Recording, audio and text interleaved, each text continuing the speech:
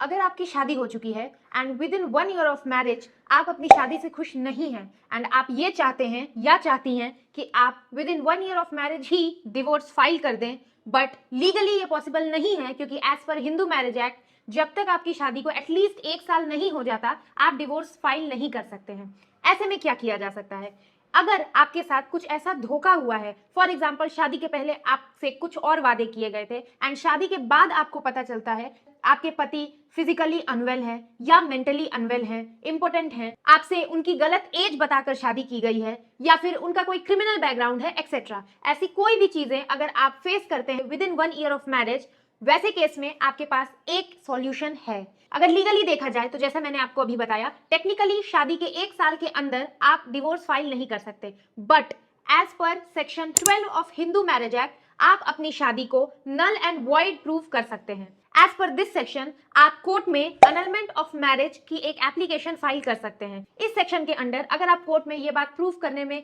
Successful हो जाते हैं कि आपसे धोखे से शादी की गई है या फिर आपसे जो चीजें कही गई थी वो सारी चीजें झूठ थी एंड झूठ के बेसिस पर आपसे शादी की गई है या ऐसी कोई भी बात, इन दैट केस आप अपनी शादी को नल एंड वॉइड प्रूव करवा सकते हैं and if court is satisfied then under this section आपकी शादी नल एंड वॉइड डिक्लेयर हो जाएगी। नल एंड वॉइड का ये मतलब होता है कि लॉ की नजरों में आप कभी शादीशुदा थे ही नहीं। तो अगर आप भी ऐसे ही किसी ग्रेव सिचुएशन से डील कर रहे हैं एंड आप 1 साल का वेट नहीं कर सकते डिवोर्स फाइल करने के लिए, इन दैट केस ये आपके लिए एक हेल्पफुल सॉल्यूशन है। ऐसे ही अपने प्रॉब्लम्स के लिए और भी लीगल रेमेडीज जानने के लिए keep following me on law अभ्यास।